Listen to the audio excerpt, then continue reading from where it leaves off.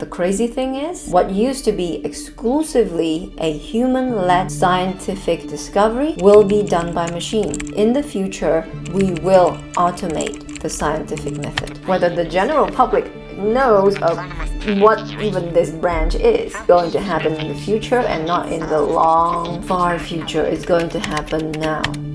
Fable 5 was able to disprove a long-standing mathematical conjecture. Alpha Evolve was able to discover potential extensions, again, to long-standing mathematical conjectures. But when it comes to discovering completely new, touching that uncharted territory of human mapping of mathematics, not even human intelligence can do it yet.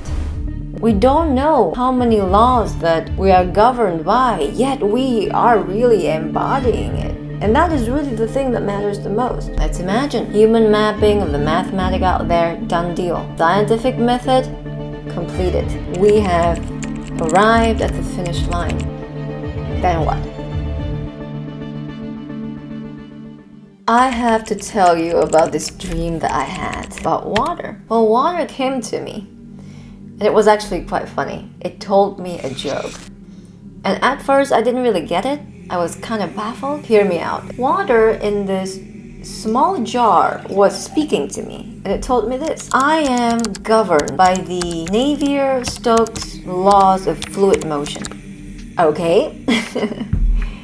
The bigger jar was overhearing the conversation. And it said this: I don't know anything about the Navier-Stokes equations. I don't need to know anything about the Navier-Stokes equations. But that's fine, because I am the Navier-Stokes equations. And indeed, as an olive was dropped into this jar, perfect ripples were formed, bouncing off of the edges of the cup back to the middle in a perfect dance until it stopped. And that's when I woke up. Floating above. Now, I have to tell you a secret. I do this thing intentionally. I call it changing the vantage point. I disidentify myself from this cluster that is Van's body, Van's vitality, and Van's life force, including her desires, her wants, her needs, her intentions. But as I temporarily disconnect myself from this, it allows me to zoom out and float above and observe the larger collective human vitality that has its own desires and intentions and strategies and wants and needs. Collective desire for knowledge. Let me tell you, I wish I could show you this picture, but all I can do is to tell you what this picture contains. It contains the dominant desire of humankind at this particular moment in time. Human species is a very prefrontal cortex dominant species. Above anything else, humans desire to know. It doesn't just want to be, it doesn't want to just know on a surface level. It wants to know everything it needs to know about itself and the universe at large and the laws that governs it. Mathematical substrate. What is the most high resolution language through which we agree on what we understand about science?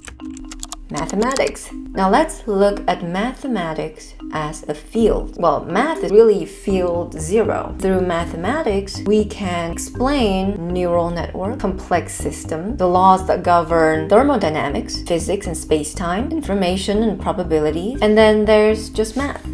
Math that doesn't explain anything other than math itself. It's pure abstraction. Now, better than looking at it like, sandwiches on top of each other, let's look at this as a funnel or an ice cream cone. If you drop liquid from the top, it has to dribble down to the bottom. And what's there at the bottom?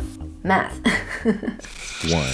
Scientific method. The scientific method has been revolutionized by the scientific revolution from the early 1500s, but it was established in the 17th century through the works of Francis Bacon or René Descartes. But the scientific discovery, which follows the scientific method, has remained the same since then. You still gotta do these 3 steps. 1. Interact with reality, aka conduct the experiment. 2.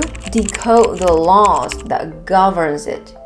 3rd, write a thesis and defend it through mathematical rigor, reasoning, logic, and empirical data.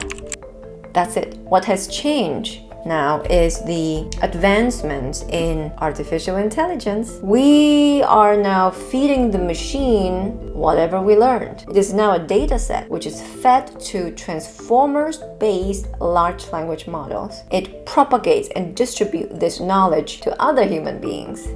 AI, or large language models, or even more specific, transformers-based large language models, do not understand the meaning behind the words, even though they can put them together so coherently, does its job really well. But it doesn't understanding the meanings behind the word. At the same time, it doesn't understand what the words are pointing to, which are the actual laws that governs the universe. Now, the crazy thing is, what I just said is going to be of the past.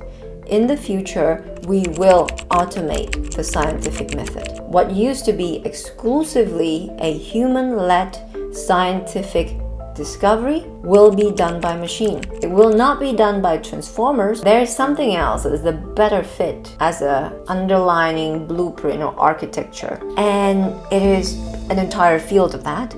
Science is doing that. Whether the general public knows of what even this branch is, this is going to happen in the future and not in the long, far future. It's going to happen now. Math discovering math. Now, this is really a top-down approach to discover new mathematical conjectures from the ones we already know. And it goes something like this. From known, verified mathematical conjectures, we decode structures, symmetries, and relationships between existing theorems to identify missing links or logical extensions that point to new, uncharted territories of math in form of brand new mathematical conjectures. And once that we find them, all we gotta do is to solve them.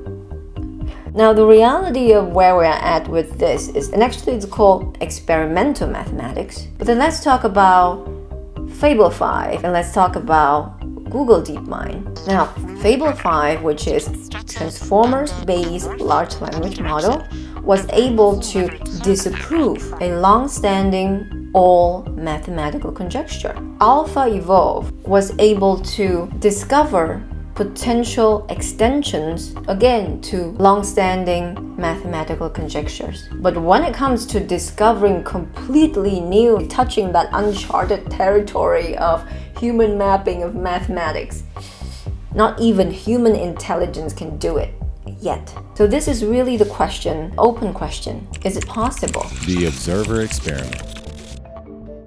It is my pleasure to go back to our little friend, which is water, and the dream that came to me. And I think this is what the dream was really telling me. Water doesn't need to know the law that governs it. It is the law. Humans, as an integrated system, complex system, already embodies and abides by all the possible universal laws. Some of it known to man, much of it is not. Upon a tiny violation, what is holding all of this together is going to collapse onto itself. What we have been doing with the scientific method, we are pointing the vantage point of the observer to that which is external from us. Take the double slit experiment. We are observing photons somewhere out there. But what if we take this pointer and point it back onto ourselves? It is the phenomenon of observer observing and decoding the laws it already embodies. Let me repeat that. The observer observing and decoding the laws it already embodies. I can only imagine if this is a new scientific methodology, it's not going to just expedite the process. It is going to explode the process. And that is really the definition of intelligence explosion.